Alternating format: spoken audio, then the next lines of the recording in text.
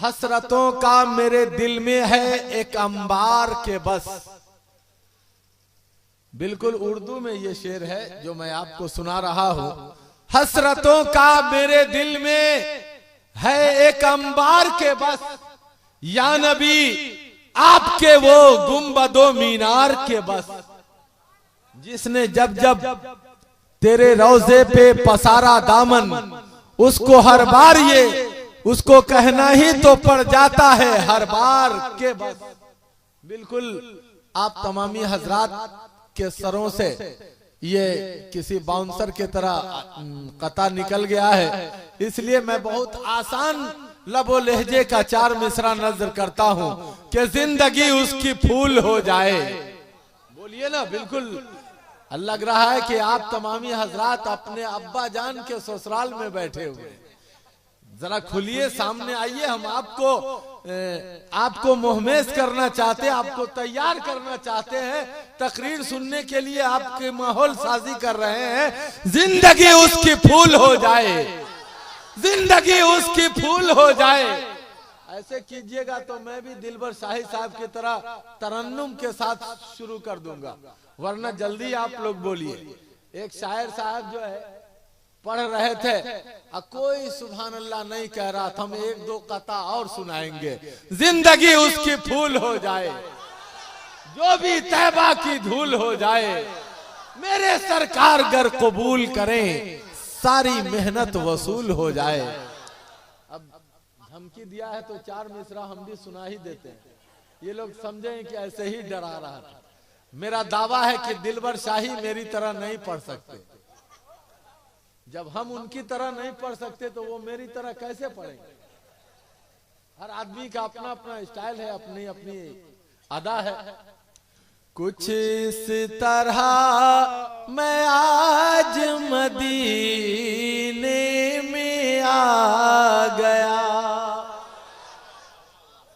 देखिए किसकी दुआ कब कबूल हो जाए कोई ठीक नहीं है। इस वक्त हम एक से एक दुआ आपको देना चाहते हैं। आप तमामी हजरात कुछ नहीं दीजिए, बस सुभान अल्लाह कहते रहिए। तकरीर के लिए माहौल साजी का इजहार और एहसास कराते रहिए। हमारी आवाज में इतना जादू है कि नौशाद भाई भी उठ करके आ गए। एक जलसे के पोस्टर में हमने देखा है कि mic decorator पीरे तरीकत Hazrat Allama Maulana Naushad and को साहब जी, ये भी पीरे तरीकत है, इनको भी खिलाफत है।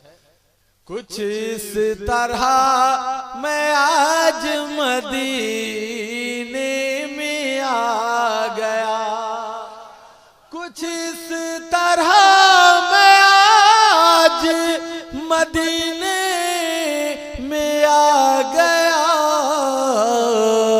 जैसे मदीना खुद मेरे सीने में आ गया, जैसे मदीना खुद मेरे सीने में आ गया।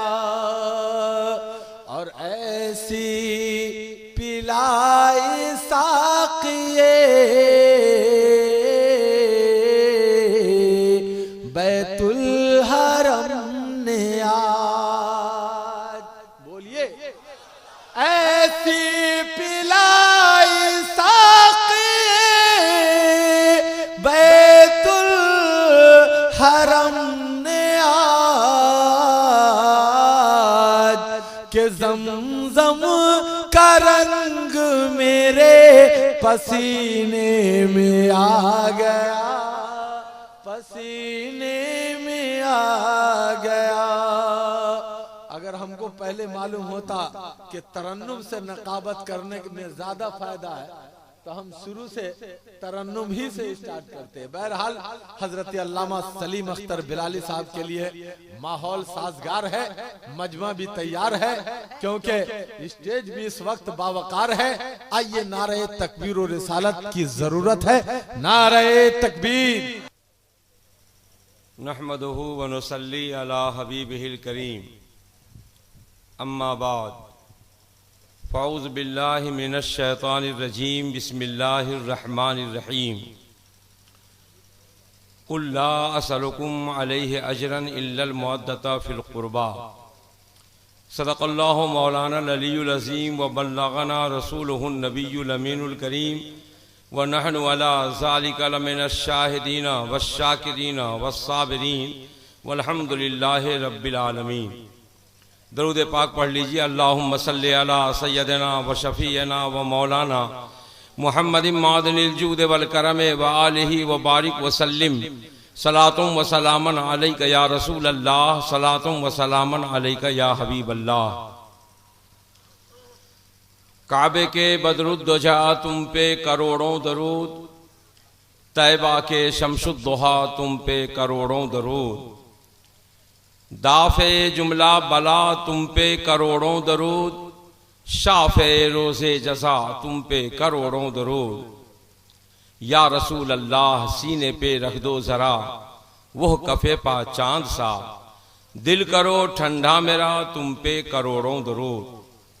बरसे करम की भरन फूलें नियाम के चमन, ऐसी चला दो हवा तुम पे करोड़ों दरूद। क्यों कहूँ बेकस हूँ मैं, क्यों कहूँ बेबस हूँ मैं, तुम हो मैं तुम पर फिदा तुम पे करोड़ों दरूद।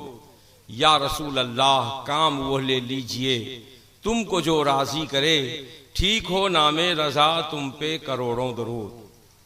फिर दरूद पाक पढ़ लीजिए। अल्लाहुम्मा सल्लि अला सय्यिदिना व शफ़ीना व मौलाना मुहम्मदिन मादिनिल जूद वल करम व आलिहि व बारिक व सल्लिम सलातुम व सलामन अलैका या रसूल अल्लाह, सलातुम व सलामन अलैका या हबीब अल्लाह। आईने मशीयत का शनासा ऐसा, जिनके कदमों में हो कौसर वो पियासा ऐसा, क्यों फख्र से झूमे न रसूल अरबी, तकदीर से मिलता है नवासा ऐसा।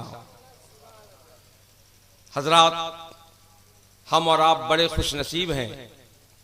ये हमारी और आपकी मुश्तरका खुश नसीबी है कि रात के इस हिस्से में हम लोग जिक्र हुसैन में लगे हुए हैं, याद हुसैन में लगे हुए हैं।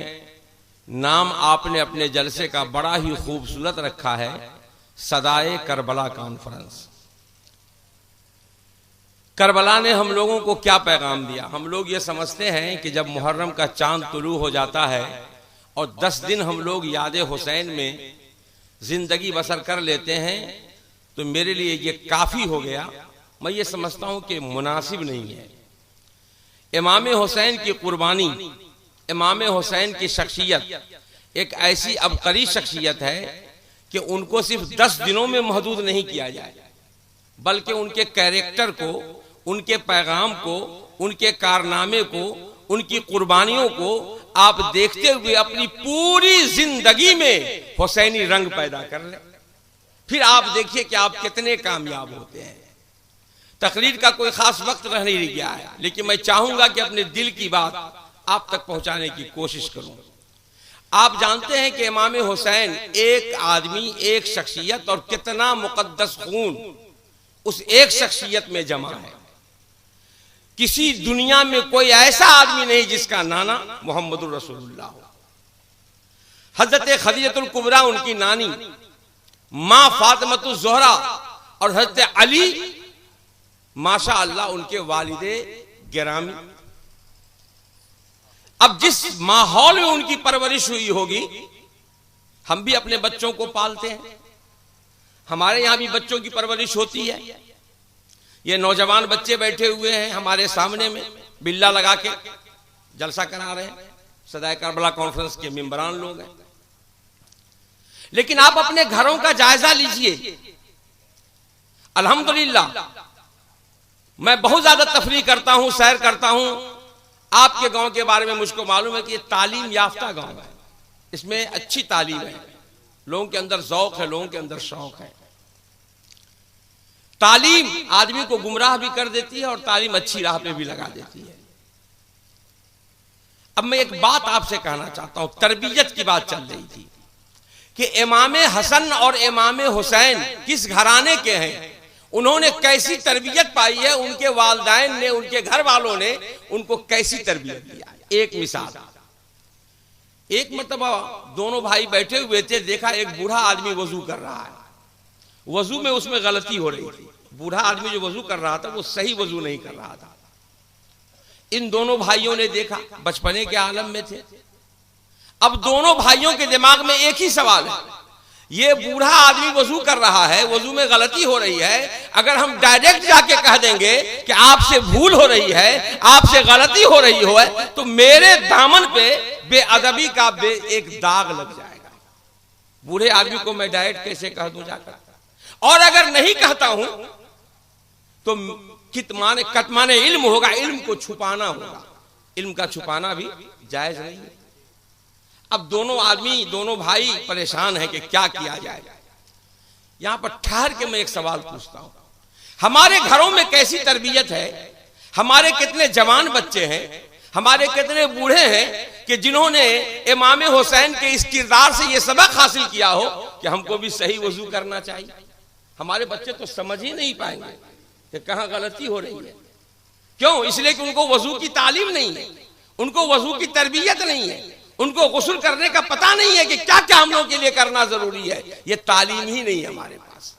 अब हजरत इमाम हुसैन रज़ी अल्लाह अन्हु अपने दोनों भाई हैं, वो दोनों भाई अदब के साथ उस बूढ़े की बारगाह में जाते हैं और हाथ जोड़ के कहते हैं, ए हुजूर, हम दोनों भाई वजू करते हैं, आप फैसला कर दीजिए कि हमारा वजू सही है या हमारे भाई का वजू सही है। अंदाज देखिए, इल्म फैलाने का अंदाज देखिए। इमाम हसन इमाम हुसैन दोनों भाई वजू करते हैं। अब बूढ़ा आदमी बहुत गौर से देखता रहता है, अपनी गलती का एहसास हो जाता है कि यही बच्चा सही वजू कर रहा है, हमसे फला जगह गलती हो रही थी। एहसास हो जाता है उसको, और उसने अपनी इस्लाह भी कर लिया। इल्म भी नहीं छुपाया गया, बेअदबी का दामन भी नहीं लगा। ये क्या है? ये इमाम हुसैन का वो पैगाम है कि हर मुसलमान को सोचना चाहिए कि हमको तालीम हासिल करना है, तालीम हासिल करना है। हम लोग बड़े शौक से सुनते हैं कि करबला में इमाम हुसैन नेजा पे कुरान सुना रहे थे। पढ़ते हैं ना, सुनते हैं ना, नेजा पे भी कुरान सुना रहे थे। अच्छा, ये कुरान नेजा पे सुना रहे थे मेरे हुसैन। हम लोग अपने घरों में कितने दिन कुरान की तिलावत करते हैं? घरों में कुरान को ताक पे हमने सजा के रख दिया है।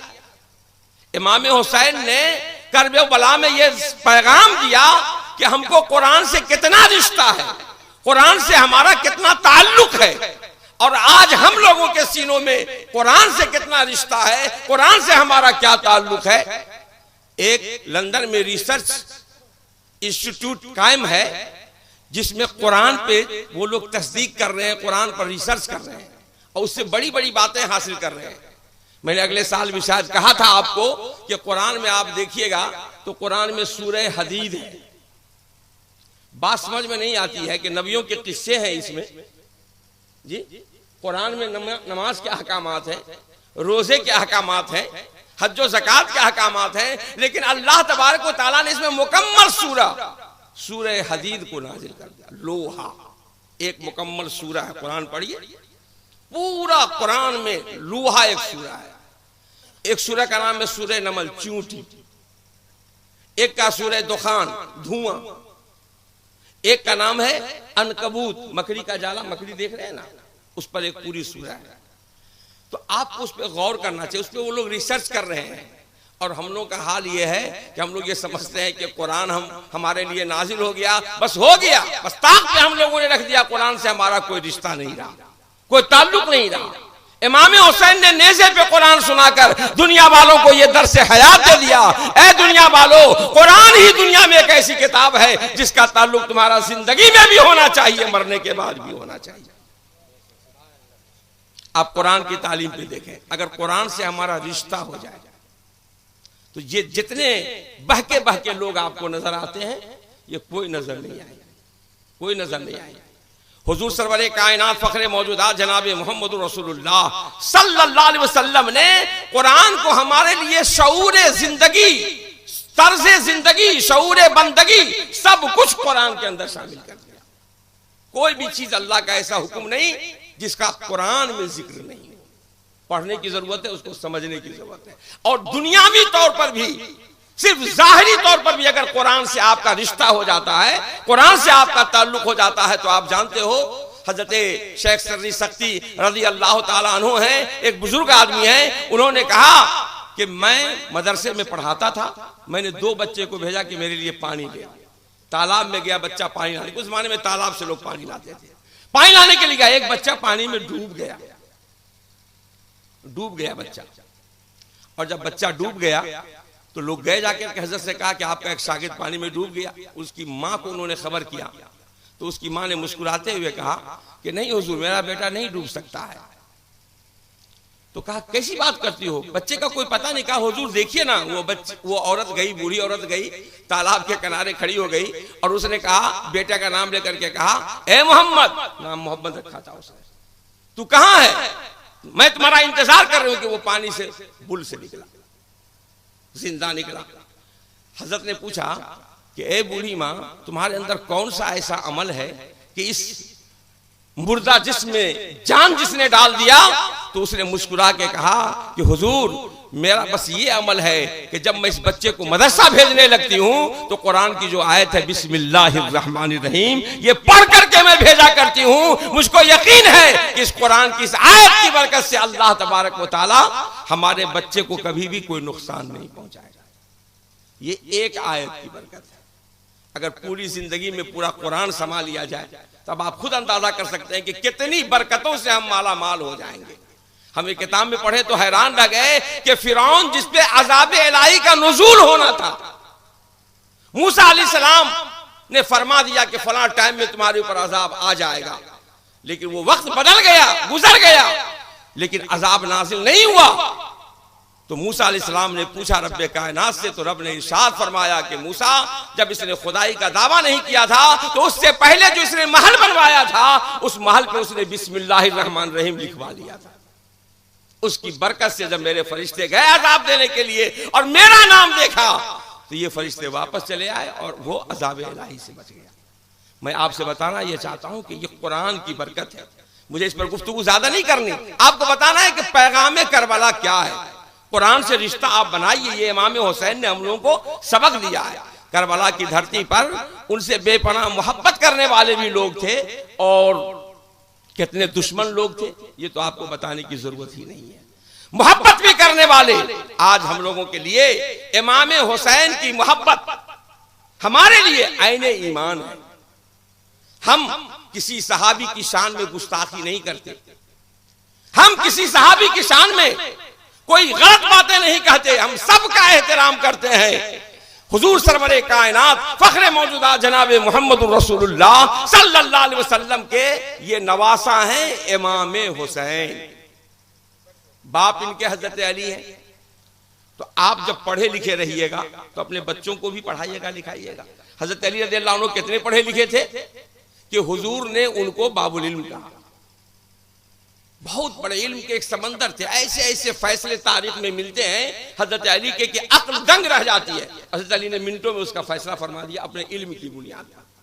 बल्कि एक मरतबा मैं पढ़ा कि हजरत अली रज़ियल्लाहु अन्हु नमाज असर अदा करने के लिए जा रहे थे कि एक गैर मुस्लिम आया और उसने कहा कि ए हजरत आप एक सवाल का जवाब दे दीजिए। कहा बोलो मुझे असर की नमाज में। कहा इसी मकसद ही से तो वो आया था कि मैं ऐसा सवाल कर रहा हूं कि अगर इसका जवाब देने लग जाएंगे तो असर की नमाज छूट जाएगी, और अगर वो एक जुमला में कह देंगे कि मुझको इसका जवाब नहीं मालूम है तो मैं पूरी दुनिया में हंगामा करूंगा कि ये देखिए अली कहते हैं मैं बाबुल इल्म हूं, इल्म का समंदर हूं, और उनको एक छोटी सी बात का भी इल्म नहीं है। कहा बोलो सवाल पूछो। सवाल देखिए क्या पूछा उसने। कहा दुनिया में कितने जानवर हैं। अब दुनिया में जानवरों का अंदाजा कीजिए, इसका सवाल देखिए।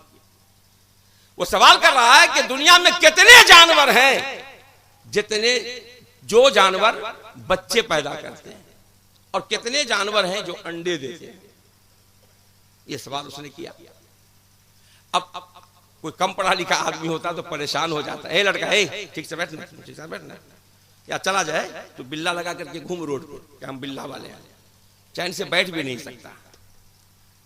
अरे अब तो जो जलसा मेरे हिस्से में आना था वो आया। अब कम से कम जो लोग हैं वो लोग कम से कम गौर से सुनिए तो मेरी बात को। ये तो सलातो सलाम पढ़ दिया जाए, खत्म कर दिया जाए मामले।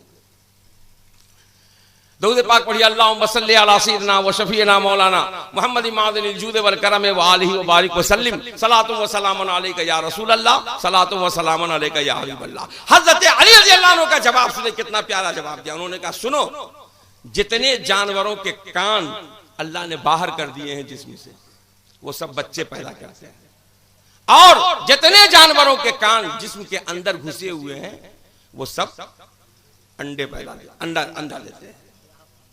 मैं तुमको 1 साल का टाइम देता हूं, पूरी दुनिया में इसकी तहकीक कर लो, अगर इसके कोई खिलाफ आए तो मेरे पास आकर के तुम मुझको कहना।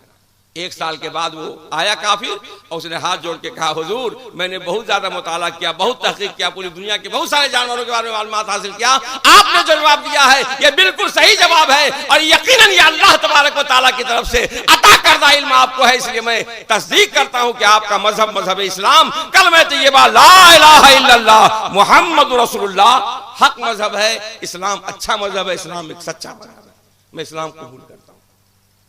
यह हजरत अली रज़ियल्लाहु अन्हु का इल्म था। तरबियत देखिए कैसे कैसे लोग थे। हजरत फातिमा रज़ियल्लाहु अन्हा हुजूर की प्यारी बेटी है, हुजूर की प्यारी बेटी है हजरत फातिमा। तारीख में मैंने पढ़ा है कि दुनिया में हजरत फातिमा से ज्यादा रोने वाली औरत किसी माँ ने नहीं पैदा किया, बहुत रोती थी। कुछ मर्द बहुत ज्यादा रोए, औरत में हजरत फातिमा। मर्द में हजरत आदम अलैहिस्सलाम इतना रोए, जब जन्नत से उनको निकाला दिया गया तो इतना रोए कि हमने किताबों में पढ़ा है कि 300 बरस तक रोते रहे, इस एहसास में कि मैंने ये काम क्यों कर लिया। उनके रुखसारे पर नाला की तरह बन गया था, इतना रोते थे हजरत आदम अलैहिस्सलाम। अच्छा, गुनाह तो हम लोग भी करते हैं, हम लोग कितना रोते हैं। गुनाह करना तो आता है, गुनाह धोना नहीं आता। इलाही अपनी हालत पे हमें रोना नहीं आता, इलाही अपनी हालत पे हमें रोना नहीं आता। और अकबर इलाहाबादी ने कहा था, बाप का इल्म न बेटे को अगर अजबर हो, वो पेसर काबिले मीरा से पेदर क्यों कर। हम लोग आदम की औलाद हैं, आदमी कहलाते हैं, तो वो तो अपने एहसास नदामत में 300 बरस तक रोते रहे, और हम 3 मिनट नहीं रोते हैं। गलती करते हैं और शेर बने हुए हैं कि हम जो कर रहे हैं वही सही कर रहे हैं, वही सही कर रहे हैं, उसके अलावा कुछ सही नहीं। एहसास होना चाहिए आदमी को। हजरत आदम अलैहिस्सलाम बहुत रोए, और यूसुफ अलैहिस्सलाम की जुदाई में हजरत याकूब अलैहिस्सलाम बहुत रोए, इतना रोए कि कुरान कहता है कि उनकी दोनों आंखें सफेद हो गई। और हजरत इमाम ज़ैनुल आबिदीन बहुत रोए। करबला के बाद इमाम ज़ैनुल आबिदीन के चेहरे पर किसी ने मुस्कुराहट के फूल नहीं देखे। करबला का वो सीन, वो मंजर जो 1400 साल पहले तकरीबन पेश आया, आज भी अहले दिल सुनते हैं तो उनकी आंखें भर आती हैं। क्या ख्याल है कि जिस सीन को उन्होंने अपने माथे की आंखों से देखा था, उसके बाद क्या उन्होंने उनके चेहरे पर किसी ने मुस्कुराहट के फूल देखे होंगे। वो आबादी से निकल गए थे, आबादी से बाहर एक घर बना लिया था, और एक बाला खाने पर बैठकर हमेशा इबादत में लगे रहते थे, अल्लाह अल्लाह करते रहते थे। और उनके आंखों से आंसू के कतरे इतने टपकते थे कि बिल्कुल छत से वो नीचे परनाले के जरिए से वो नीचे टप टप गिरा करता था। एक आदमी गुजर रहा था, उसको मालूम नहीं था कि इमाम ज़ैनुल आबिदीन का मकान है, उसी छत के नीचे से गुजर रहा था। वही पानी के चंद कतरे उसके दामन पे पड़ गए, वो रुक गया और चिल्ला चिल्ला के कहने लगा, पता नहीं ये पाक पानी है या नापाक पानी है, मैं नमाज पढ़ने के लिए जा रहा था, मेरे कपड़े गंदे हो गए, ना जाने अब मेरा क्या होगा। लेकिन उसको मालूम नहीं था, इतने में एक साहबी रसूल का गुजर होता है। उन्होंने कहा, ए इंसान, अरे तुमको मालूम नहीं है ये इमाम ज़ैनुल आबिदीन का मकान है, और उनके आंखों से बहते हुए आंसू के ये कतरे हैं जो तेरे दामन पे पड़ गए हैं। तू इसके पाकी और नापाकी होने की बात कर रहा है। सुन, मैदान महशर में अगर तुमने ये चंद कतरों के दाग खुदा की बारगाह में पेश कर दिया तो हो रहो इसी की वजह से तुम्हारी निजात का सबब बन जाए, तुम्हें निजात का परवाना मिल जाए। इमाम ज़ैनुल आबिदीन की आंखों से बहते हुए आंसू के कतरे, इतना रोते थे हज़रत इमाम ज़ैनुल आबिदीन। एक मर्तबा मस्जिद नबवी में थे कि एक कसाब बकरी का बच्चा लिए हुए चला जा रहा था, उसके मेमियाने की आवाज उनके कानों से टकराई, आवाज दिया, है कसाब इधर आओ। कसाब आया, कहा कहाँ ले जा रहे इस बकरी के बच्चे को। कहा हुजूर मैं कसाब हूं, इसको ज़बह करने के लिए ले जा रहा हूं, बेचूंगा। तो इससे कुछ पैसे हासिल होंगे, मैं अपने गरीब बच्चों की किफालत करूंगा।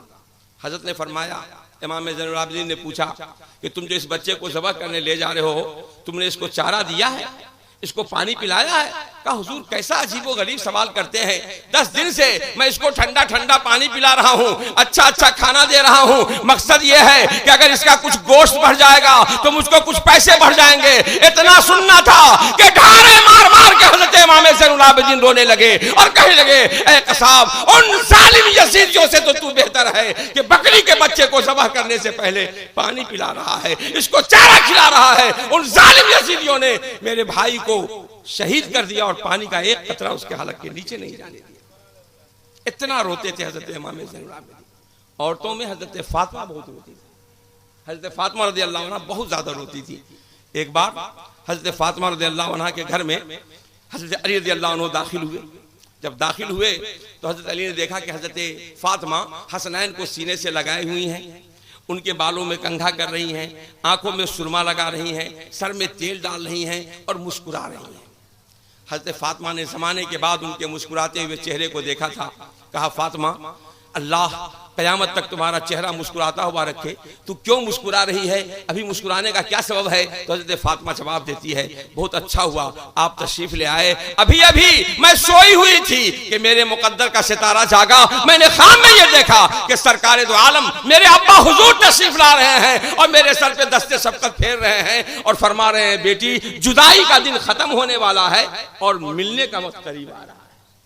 जब तक कि मौत का यकीन नहीं था तो मैं रो रही थी, अब मुझको मौत का यकीन हो गया, अब्बा हुजूर से मेरी मुलाकात होगी, इसलिए आप मेरे चेहरे पर ये मुस्कुराहट के फूल देख रहे हैं। बहुत अच्छे मौके पर आप आ गए। ए मेरे शौहर नामदार, आप तशरीफ रखें, मुझको आपसे कुछ बातें करनी है। अब मैं जिंदगी की चंद सांसें लेना है मुझको, अब मेरी जिंदगी की कुछ सांसें बाकी रह गई हैं, इसलिए आप मेरे सर को उठाकर अपने जानू पे रख लीजिए ताकि मुझको ये फख्र हो कि मैंने अपने शौहर की गोद में जिंदगी की आखिरी सांस लिया है। उन्होंने उनके सर को उठाकर अपने जानू पे रखा। कहा, और बोलो। कहा, जिंदगी का आखिरी सलाम कबूल कीजिए, मेरे बाद वादा कीजिए कि आप हसनैन का ख्याल रखेंगे और जब तक कि मैं आपकी ज़ौजियत में रही, शरीयत मोहम्मदिया ने आपके लिए दूसरी शादी हराम करार दिया था, लेकिन मेरे मरने के बाद आप मुझसे वादा कीजिए कि कबीला है, उस कबीले की एक औरत है, उसी औरत से आप शादी फरमाएंगे। तो कहा, उस कबीले की शर्त क्यों लगा रही हो? कहा, इसलिए कि मैंने सुन रखा है कि उस कबीले से जब औरतें बच्चा को जन्म देती हैं तो वो बच्चा बड़ा बहादुर किस्म का बच्चा होता है, बड़ा तनुमंद किस्म का बच्चा होता है, और जब वो बच्चा पैदा होगा और जब वो बच्चा जवानी की मंजिल में आएगा तो वो तनुमंद होगा, बहादुर होगा, तो वो मेरे इमाम हुसैन की करबला में मदद करता हुआ नजर आएगा, इसलिए आप शादी कीजिएगा उसी कबीले से। इन्होंने वादा निभाया तो हजरत अब्बास अलमबरदार पैदा हुआ। हजरत अब्बास अलमबरदार पैदा हुआ। हजरत अब्बास अलमबरदार ने करबला की तारीख में कौन सा रोल अदा किया है, मैं एक जुमला सिर्फ आपसे कहना चाहता हूं। इमाम हुसैन रज़ियल्लाहु अन्हु ने फरमाया था, मरसिया पढ़ा था और ये कहा था, मेरा बेटा अली अकबर शहीद हो गया, मेरा भतीजा कासिम शहीद हो गया, बड़े बड़े रिश्तेदार लोग हमारे चले गए, अहबाब चले गए, मुझको वो गम न हुआ, लेकिन अब्बास ने जब शहादत का जाम पी लिया तो लगता है मेरी कमर टूट गई है। ये मरसिया पढ़ा कि मेरी कमर टूट गई है। इस कदर बेपनाह मोहब्बत फरमाते थे हजरत अब्बास रज़ियल्लाहु अन्हु। जब पैदा हुए तो लोगों ने गोद में लिया और कहा कि बच्चा तो बड़ा खूबसूरत है, बड़ा बच्चा बहादुर होगा, लेकिन नाबीना बच्चा है, आंख में रोशनी नहीं है। सुबह से शाम हो गई, सारे घराने में खुशियों की लहर है कि अली के यहाँ बेटा पैदा हुआ है, लेकिन अफसोस की बात है कि वो नाबीना पैदा हुआ। शाम के वक्त में हजरत इमाम हुसैन बाहर से तशरीफ लाए, उनको भी किसी ने कहा कि हुजूर आपको भाई पैदा हुआ है, लेकिन अफसोस है कि नाबीना पैदा हुआ। कहा, कहाँ है मेरा भाई, लाओ। अब्बास को लाया गया। हजरत अब्बास को जैसे ही हजरत इमाम हुसैन ने गोद में लिया है, उस बच्चे ने अपनी आंख को खोल दिया। हजरत इमाम हुसैन का चेहरा देखा, कहा कि तुम लोग कह रहे थे अंधा है बच्चा, देखो ना ये बच्चा तो नखियारा है, ये बच्चा मुस्कुराता हुआ है। इतना कहा, बात खत्म हो गई।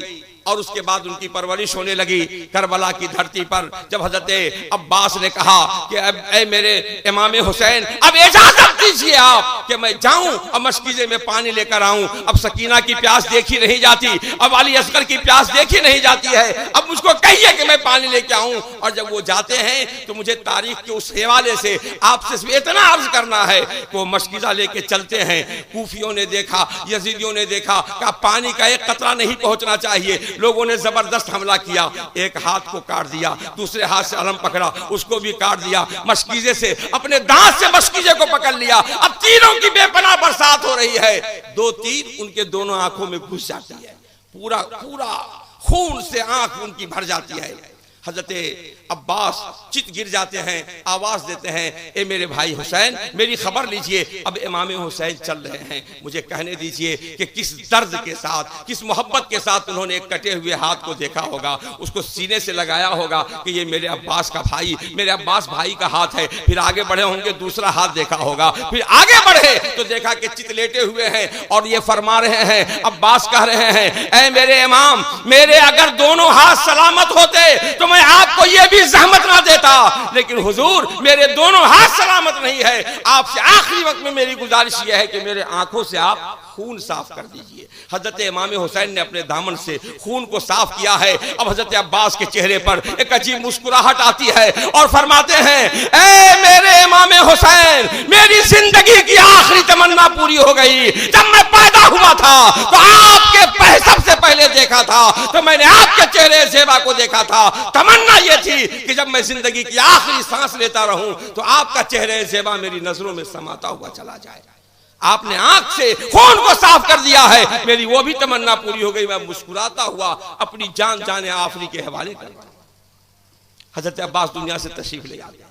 मैं आपको बताना ये चाह रहा था कि हजरत फातिमा रज़ी अल्लाह अन्हा हैं जो अपने शौहर को ये कह रही हैं, अखीर वक्त है, वो फरमाती हैं मेरे बाद उस कबीले की औरत से शादी करने का। बोलो और कोई तमन्ना है, और कोई ख्वाहिश है? कहा कि हाँ एक ख्वाहिश और है। कहा क्या? कहा आप मेरी गलती को माफ कर दीजिए, मेरे गुनाह को माफ कर दीजिए। कहा कैसी बात करती हो फातिमा, तुमसे आज तक मुझे कोई दुख नहीं पहुंचा, कोई तकलीफ नहीं पहुंची और तुम ये कह रही हो कि माफ कर दीजिए। कहा कि हाँ मैंने अपने अब्बा हुजूर की जुबानी सुना है कि जब तक के औरत लाख नमाजें पढ़ ले, लाख रोजे रख ले, लाख हज व ज़कात अदा कर ले, लेकिन जब तक के उसका शौहर दुनिया से उससे राजी होकर नहीं जाएगा, अल्लाह तबारक व तआला उसको जन्नतुल फिरदौस में दाखिल नहीं फरमाएगा। इसलिए आप मेरी गलती को माफ कर दीजिए। हज़रत अली ने फरमाया कि तुमसे तो कोई गलती नहीं हुई, लेकिन अगर ये कहने में तुमको इत्मीनान है तो ले मैं कहता हूं कि मैंने तुम्हारी गलती को माफ किया। कहा अब बोलो और भी कोई तमन्ना है? तो तमन्ना सुनिए, वह तमन्ना हज़रत फातिमा रज़ी अल्लाह अन्हा फरमाती है। तमाम औरतों के लिए एक दर्स हयात है, दर्स जिंदगी है। मैंने कहा कि हमारी माए बहनें अगर हज़रत फातिमा की सीरत पे अमल कर लें और हज़रत ज़ैनब की सीरत पे अमल कर लें, जो इमाम हुसैन की बहन है, अली की बेटी है, उनके किरदार पे अमल कर लें तो कसम खुदा की वारा न्यारा हो जाएगा। सिर्फ 10 दिन में इमाम हुसैन की याद को महदूद मत कीजिए। एक मरतबा साल में जलसा कर लिया नहीं, इमाम हुसैन का तज़किरा बार बार कीजिए, उनकी सीरत को सुनिए, उन्होंने दुनिया में क्या पैगाम दिया है, उस पैगाम से हमको सबक लेना है। हज़रत फातिमा रज़ी अल्लाह अन्हा इरशाद फरमाती है, मेरे शोहर नामदार, मेरी आखिरी तमन्ना है। कहा क्या? तो कहा जब मैं मर जाऊं तो मेरे मरने की खबर आप आम मुसलमानों को मत दीजिएगा, बल्कि खास रिश्तेदार उनको भी खबर कीजिएगा। और जब रात का सन्नाटा हो जाए, रात की तारीकी छा जाए, तो मेरे जनाजे को आप उठाइएगा और उस रात के सन्नाटे में जन्नतुल बकी कब्रिस्तान में खास रिश्तेदारों के साथ ले जाकर मुझको दफन कर दीजिएगा। कहा ऐसी तमन्ना क्यों कर रही हो? कहा है मेरे शौहर नामदार, जब तक मैं जिंदा रही, बाकायदे हयात रही, किसी गैर महरम ने मेरे जिस्म पर एक निगाह भी नहीं डाला। इसलिए हुजूर मेरी तमन्ना यह है कि मरने के बाद ही मेरे जनाजे पर किसी गैर मर्द की निगाह न पड़े। इसलिए ये एहतमाम किया जा रहा है, इतना पर्दे का एहतमाम था। यही वजह है कि हज़रत फातिमा रज़ी अल्लाह अन्हा की सवारी जब मैदान महशर में गुजरेगी तो 70,000 हूरों के जुलूम में गुजरेगी और आगे आगे पुकारने वाला पुकारता जाएगा, महशरियो अपनी निगाह को नीची कर लो, इस्लाम की शहजादी फातिमा की सवारी गुजरने वाली। ये पर्दे का एहतमाम होगा। मुसलमानों, ये पैगाम करबला है। मैंने कहा ना कि हजरत ज़ैनब का किरदार क्या था। अल्लाह अकबर। दुनिया में बहुत सारी बहनें पैदा होती रहेंगी, कयामत की सुबह तक बहनें पैदा होती रहेंगी, लेकिन हजरत ज़ैनब ने जो किरदार करबला में अदा किया है, तारीख आलम में इसकी मिसाल नहीं मिलती है। तारीख आलम में मिसाल नहीं मिलती है। हजरत इमाम हुसैन ने जिस मकसद के लिए शहादत का जाम पिया, उस मकसद को पूरी दुनिया में अगर फैलाया है तो हजरत ज़ैनब की बेबाक तकरीर ने फैलाया, उनके अज़्म ने फैलाया, उनके हौसले ने फैलाया।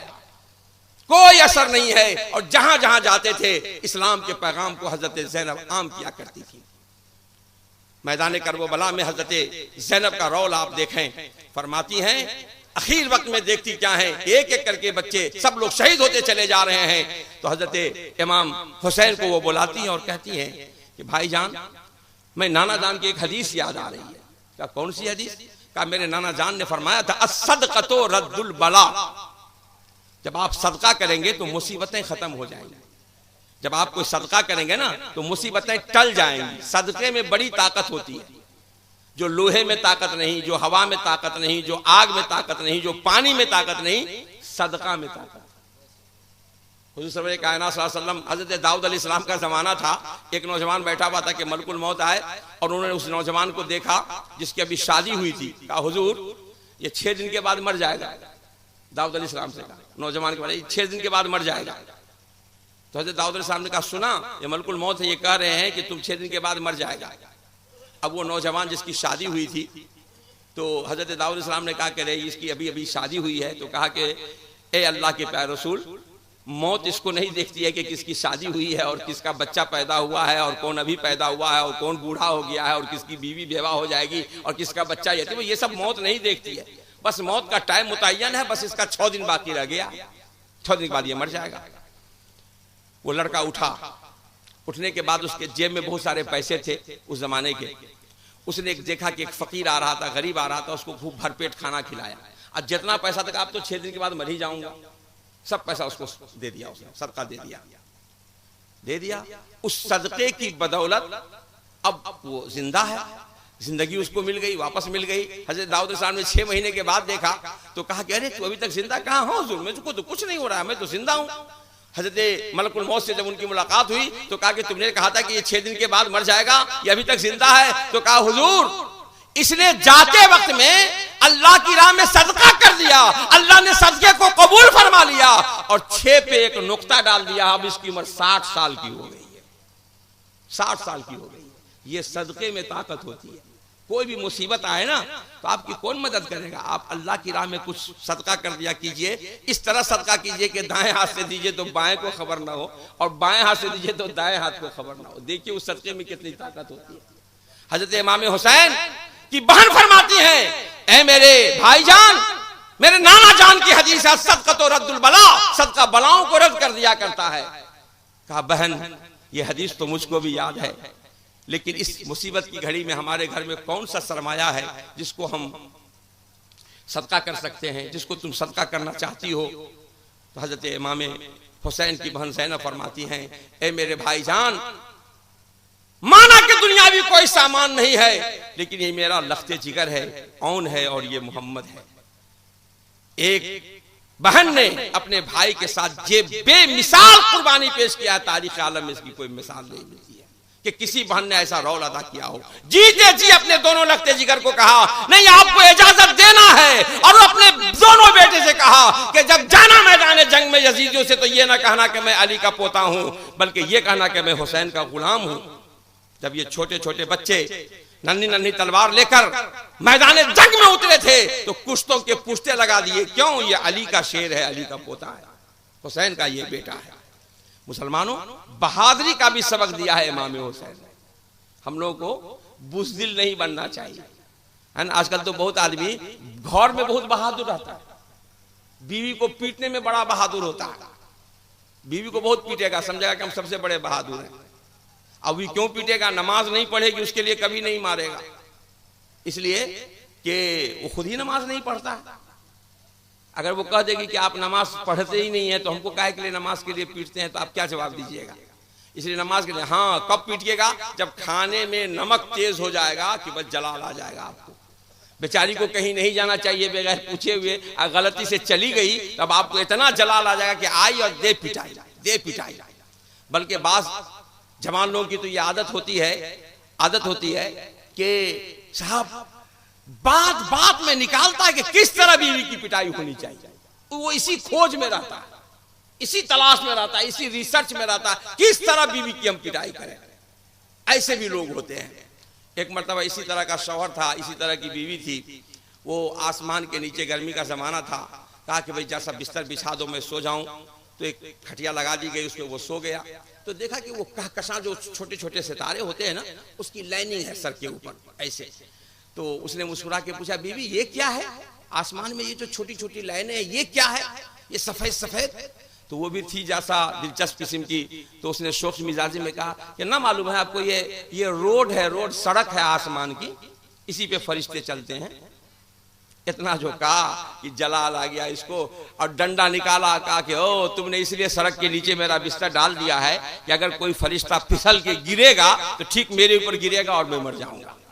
अद्दे पिटाई शुरू कर दिया, उसको पिटाई शुरू कर दिया। तो ऐसे ऐसे भी बीवी मार बहादुर होते हैं। हाँ, बीवी मार बहादुर होते हैं, कहीं नहीं चलती है, घर में जाकर के मैं बहुत बड़ा शेर हूं।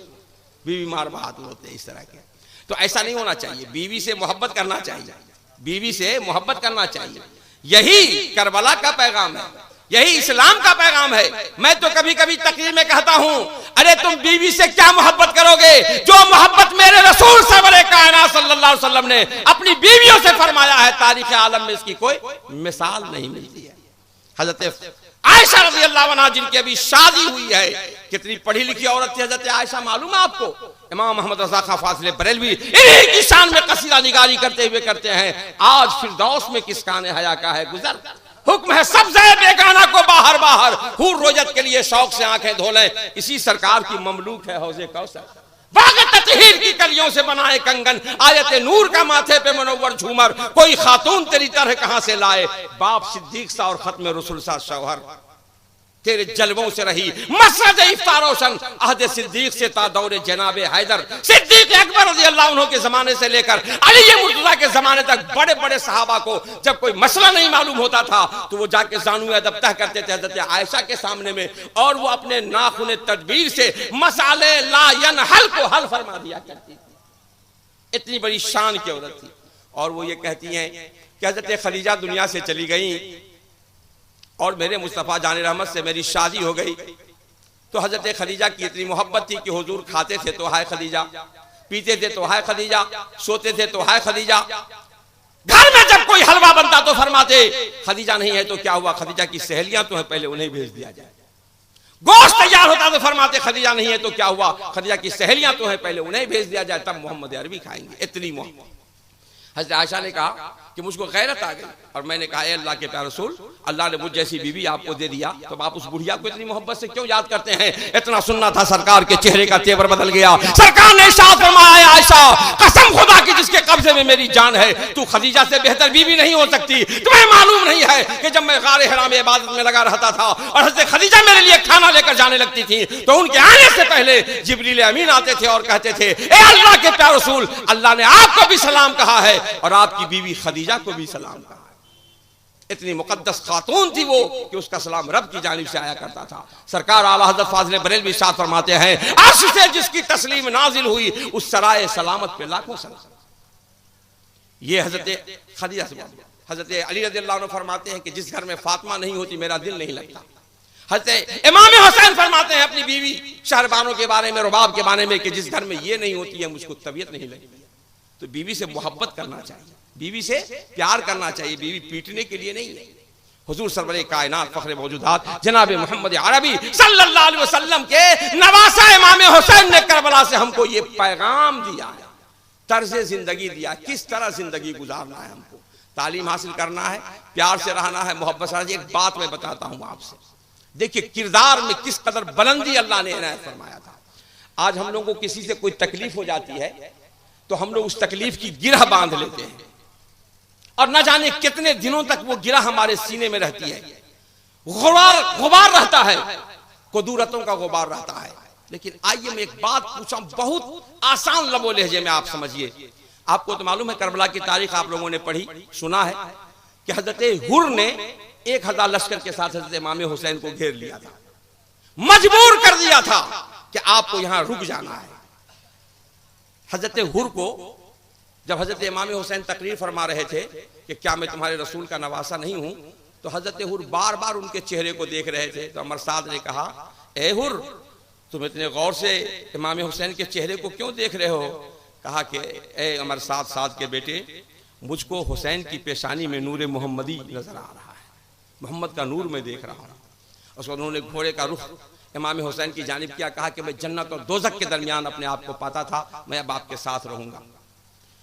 कहीं से कोई तारीख साबित कर दे कि अंदर से हजरत ज़ैनब ने यह खबर भिजवाया हो, उम्मे कुलसूम ने खबर भिजवाया हो, सकीना ने खबर भिजवाया हो, या हजरत कासिम ने कहा हो, अली अकबर ने कहा हो, इमाम हुसैन ने यह कहा हो, ए हुर, अब तुम क्यों आए हो?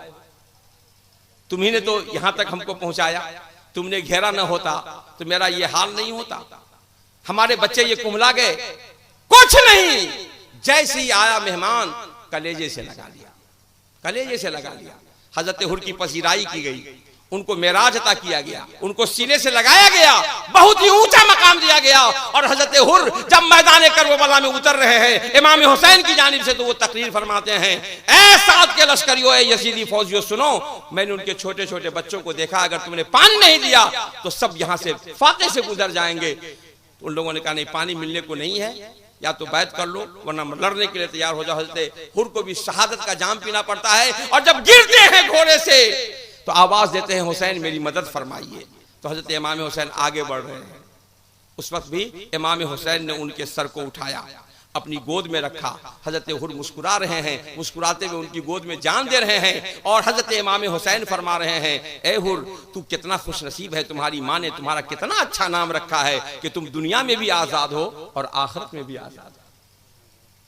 ये किरदार है इमाम हुसैन का, बेमिसाल किरदार है, और दुनिया वालों को दर्से हयात दे रहा है कि हमारी मोहब्बत होती है, इस्लाम के लिए मोहब्बत होती है, और हमारी नफरत इस्लाम के लिए होती है। इमाम हुसैन ने कलेजे से लगा लिया। और देखिए, इसी पर बस नहीं, मैंने कहा ना कि हमारी माँ बहनों को हजरत ज़ैनब के किरदार से सबक लेना चाहिए। हजरत ज़ैनब जब कैद होकर के चली जाती हैं, तो एक मरतबा मैंने एक तारीख में पढ़ा कि हजरत ज़ैनब को देखा कि कैद खाने में है, और हजरत इमाम ज़ैनुल आबिदीन सैयद सज्जाद ने देखा कि वो बैठ कर नमाज पढ़ रही हैं। और नमाज की तो अजीब मोहब्बत है, नमाज की तो अजीम मोहब्बत है। हजरत इमाम हुसैन ने जाते जाते दुनिया वालों को नमाज का पैगाम दिया। आदू है सर पर जो तेग तोले, हुसैन सजदे में गिर के बोले, मदीना वालों गवाह रहना, नमाज मेरी कज़ा नहीं है। नमाज उन्होंने वहां भी नहीं कज़ा किया। और हद ये हो गई कि जब हजरत इमाम ज़ैनुल आबिदीन है, और जब 10वीं मुहर्रम का हादसा गुजर जाता है, तो सुबह में हजरत इमाम ज़ैनुल आबिदीन खड़े हो जाते हैं और तौहीद और रिसालत की आवाज बुलंद फरमाते हैं। सुबह में अजान दे रहे हैं हजरत इमाम ज़ैनुल आबिदीन, और दुनिया वालों को यह पैगाम दे रहे हैं कि तौहीद और रिसालत की गूंज हमारे घर से बुलंद हुई है, इसलिए कयामत की सुबह तक इस आवाज को बंद नहीं किया जा सकता। हजारों सलाम हो उन बुजुर्गों पर। ज़ैनुल आबिदीन हजरत ज़ैनब हैं, वो कहती हैं कि हजरत सैयद सज्जाद ने देखा कि बैठ कर नमाज पढ़ रही हैं।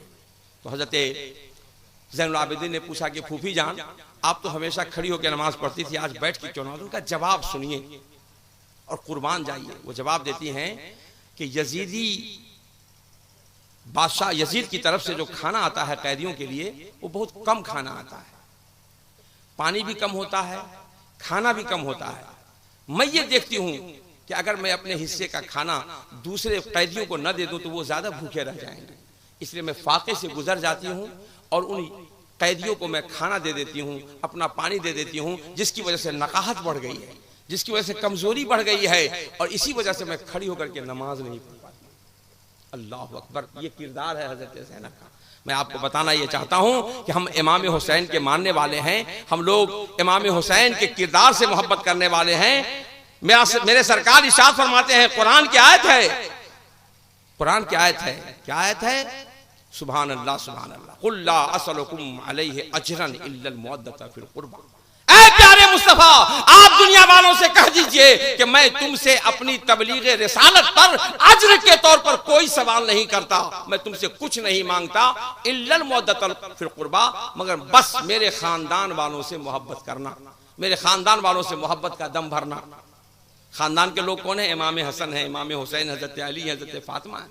यही वजह है कि इस आयत ने यह साबित कर दिया है कि अगर हुसैन की मोहब्बत मेरे सीने में नहीं होगी तो हम मुसलमान नहीं हो सकते, हम मुसलमान नहीं हो सकते। मोहब्बत आईन ईमान है। यही वजह है ना कि हम लोग किसी की मुखालफत नहीं करते हैं। उनका जो काम है वो अहले सियासत जाने, मेरा पैगाम मोहब्बत है, जहां तक पहुंचे। हमने दुनिया वालों को कल भी मोहब्बत का पैगाम दिया और आज भी मोहब्बत का पैगाम दे रहे हैं। कयामत की सुबह तक मोहब्बत का पैगाम हम आम करते रहेंगे। हुजूर सरवर कायनात फरमाते हैं कि मेरी तबलीग रिसालत पर अज्र के तौर पर, बदले के तौर पर मैं तुमसे कुछ नहीं मांगता। हालांकि हुजूर को कितनी कठिनाइयों का सामना करना पड़ा है, कुछ मांग सकते थे वो, लेकिन फरमाते हैं कुछ मैं तुमसे नहीं मांगता। कितनी कठिनाइयां हुई हैं, एक बात मैं सिर्फ कहता हूं, बात खत्म करता हूं। अब दिलबर शाही साहब आ रहे हैं, जी भर करके आप उनका कलाम सुनिएगा, महजूर होइएगा। आ नहीं रहे, बस आने वाले, सुनिए जी। चले गए?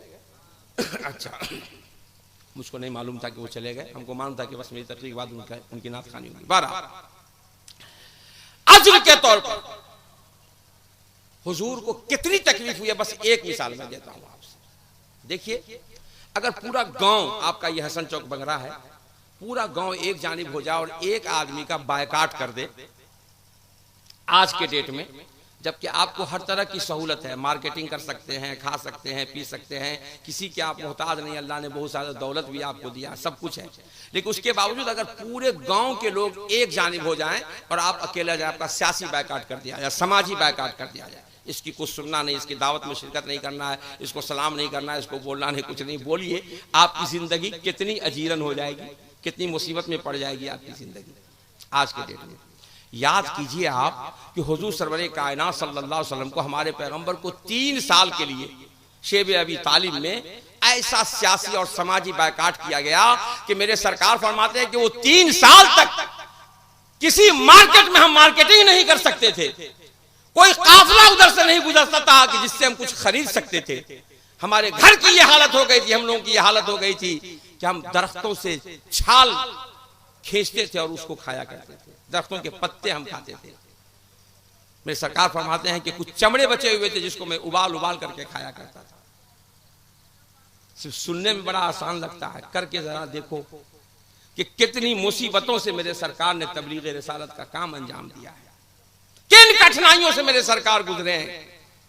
सब इसलिए कि इस्लाम हम तक पहुंचे, इस्लाम आप तक पहुंचे, इस्लाम की तहजीब, इस्लाम की सोसाइटी, इस्लाम का जो जिंदगी गुजारने का तरीका है वो हम तक पहुंचे। इसलिए सारी मुसीबतें मेरे सरकार बर्दाश्त फरमा रहे हैं। हजरत आयशा से मेरी सरकार की शादी हो गई। फरमाते हैं, आयशा ने पूछा कि आपके लिए जिंदगी का सबसे सख्त दिन कौन है? तो कहा, आयशा, मैं ताइफ की सख्ती को मैं भूल नहीं पाता हूं। इतना सताया लोगों ने ताइफ के, इतना सताया कि जब मैं थक के बैठ जाता था तो वो दूर चले जाते थे, फिर पत्थरों की बरसात करने लगते थे मेरे ऊपर। मैं बैठ जाता था तो फिर खड़ा हो जाते थे, खड़ा कर देते थे और वो जालिम मेरे ऊपर पत्थरों की बरसात करते थे। हजरत जिब्रील आए, कहा इजाजत दीजिए तो इनको मैं हलाक कर दूं, लेकिन मेरे सरकार ने फरमाया कि नहीं मौला, इसको हिदायत दे, ये लोग उसको पहचानते नहीं है, इस मेरी कौम को समझने की सलाहियत है। मेरे सरकार को इतनी तकलीफें पहुंची हैं आप तक इस्लाम पहुंचाने में, हम लोग तो उसको बिल्कुल मत पूछिए कि किस तरह इस्लाम को ले रहे हैं आज के डेट में। ए मुसलमानों, इस्लाम हमारा सरमाया है, इस्लाम हमारी पूंजी है। इसी इस्लाम को बचाने के लिए इमाम हुसैन ने करबला में अपने सारे कुंबे को लुटा दिया, इस्लाम के ऊपर हर्फ नहीं आने दिया। और हम लोग कितनी आसानी से उस इस्लाम को ले रहे हैं। जरूरत इस बात की है कि आप एहसास पैदा करें, आप ये समझें कि हमने कलमे तैयबा ला इलाहा इल्लल्लाह मुहम्मद रसूलुल्लाह पढ़ा है तो हमारे ऊपर कुछ जिम्मेदारियां भी आयद होती हैं। इस्लाम का जो तकाजा उस तकाजे को पूरा कीजिए। इमाम हुसैन हक के लिए लड़ गए और आज हम लोग हक के लिए आवाज भी नहीं बुलंद कर पाते हैं। आज हम लोग हक के लिए आवाज भी नहीं बुलंद कर पाते हैं। इतनी हमारी ये हालत हो गई है। आप अपने अंदर ये एहसास पैदा कीजिए। इमाम हुसैन रज़ी अल्लाह अन्हु की शख्सियत, यकीनन मैं आज के जमाने में बहुत सारे लोग ऐसे हैं जो ये कह देते हैं कि इमाम हुसैन गलत रास्ते पे थे माअज़ल्लाह, और यजीद ही सही रास्ते पर था। मैं उस फेर में जाना नहीं चाहता और न मैं आपको कुछ कहना चाहता हूं, और उस उलझनों का मैं शिकार भी न खुद होना चाहता हूं न मैं आपको करना चाहता हूं। मैं कभी कभी बहुत सीधी सादी बात कहता हूं कि मुसलमानों, हम मुसलमान हैं, इस्लाम के हम मानने वाले हैं। इस्लाम ने हमको सीधी सादी ये बात बताई है कि तुमको रसूल से मोहब्बत करना है, तुमको कुरान पे अमल करना है। अब पता नहीं क्या बात है कि हम लोग जब हदीस मुस्तफ़ा पढ़ते हैं तो हम लोग हुजूर सरवरे कायनात सल्लल्लाहु अलैहि वसल्लम की शान में ऐसी ऐसी बातें हम लोग हदीस में पढ़ते हैं कि झूमने लगते हैं, झूमने लगते हैं, हम लोग मस्त हो जाते हैं। अब पता नहीं कुछ लोग पढ़ते हैं, वो भी कुरान पढ़ते हैं, हदीस पढ़ते हैं, सबके पास दलाइल हैं, अपने अपने दलाइल हैं, और वो पता नहीं क्या पढ़ते हैं कि अब हुजूर की शान में गुस्ताखी करने लगते हैं, हजरत अबू बकर की शान में गुस्ताखी करने लगते हैं, हजरत उमर फारूक की शान में गुस्ताखी करने लगते हैं, और लड़ाई झगड़े की बात होने लगती है। मुझको ये अजीब सा लगता है कि होता क्यों है ऐसा, ऐसा क्यों होता है? कुरान वो भी पढ़ते हैं, हदीस हम भी पढ़ते हैं, लेकिन ऐसा झगड़ा क्यों हो जाता है? तो हम कभी कभी गौर करते हैं ना, तो गौर करने में हमको ये पता चला कि होता है कि पढ़ने का भी बड़ा फर्क होता है, पढ़ने का बड़ा फर्क होता है। हमारे इलाके में एक औरत थी, उसका शौहर जा रहा था कलकत्ता, तो उसने कहा क्या कि आप तो कलकत्ता जा रहे हैं तो मेरे लिए भी कुछ आमदनी का सामान कर देते। कहा क्या कर दूं? तो कहा कि एक गाय खरीद दीजिए, गाय से हम कुछ अपना पैसा ऊपर करेंगे। गाय खरीद दिया। कुछ दिनों के बाद, टेलीफोन का जमाना नहीं था, बेगम का खत मिला उसको कलकत्ता में।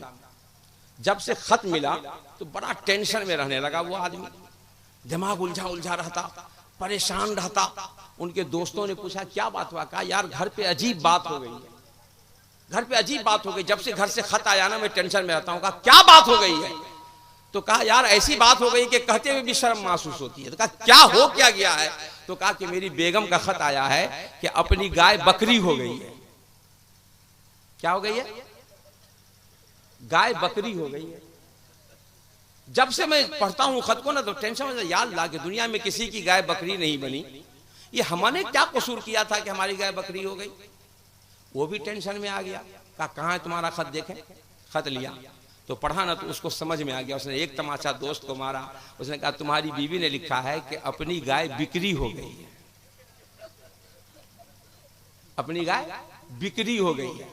अब बिक्री और बकरी लिखने में तो कोई फर्क नहीं है, पढ़ने का फर्क है, समझने का फर्क है। अब उसने जबर पढ़ लिया उसको। अब जब पढ़ लिया तो उसको टेंशन हो गया। तो यही होता है, कुरान शरीफ सब भी पढ़ते हैं, बुखारी शरीफ पढ़ते हैं, हम लोग मोहब्बत रसूल में झूमने लगते हैं, और वो बुखारी पढ़ता है तो बुखार आ जाता है, बुखार आ जाता है, 100 डिग्री बुखार चढ़ जाता है, पता नहीं क्या खोजता रहता है कुरान में, हदीस में, यानी बैठता है तो यही सब खोजता रहता है कि कहां से तनकीस निकलेगी, कौन सी बात ऐसी हम कहेंगे कि जिससे हुजूर की शान घट जाए। माअज़ल्लाह, सदबार माअज़ल्लाह।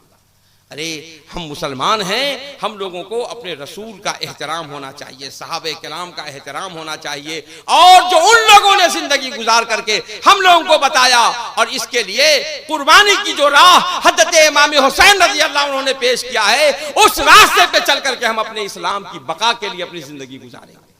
ये तय करना चाहिए, ये अहद करना चाहिए। अल्लाह तबारक व तआला से हमारी दुआ है कि अल्लाह तबारक व तआला हमको और आपको सिरात मुस्तकीम पे चलने की तौफीक रफीक इनायत फरमाए, और इस्लाम का जो पैगाम हजरत इमाम हुसैन ने करबला के मैदान से दिया, और जिसको आप सदाए करबला के नाम से आप पैगाम देते हैं दुनिया वालों को, ये बहुत ही अच्छा पैगाम है। हम नौजवानों को मुबारकबाद देते हैं, यहाँ के लोगों को मुबारकबाद देते हैं कि आपने इतना अच्छा काम किया है कि जिसकी कोई मिसाल नहीं मिल सकती है। हम कोई वाहियात तो खुराफात नहीं करते, बल्कि इस्लाम का पैगाम दुनिया वालों के सामने में पेश करते हैं, और दुनिया वालों को हम बताते हैं कि हम लोगों को इस्लाम के रास्ते पे अमल करना चाहिए, इस्लाम की बातों पे अमल करना चाहिए। अल्लाह तबारक व तआला हमको और आपको सिरात मुस्तकीम पे चलने की तौफीक रफीक इनायत फरमाए। तूफान नूह लाने से चश्म फायदा, 2 बूंद ही बहुत है, अगर कुछ असर करे।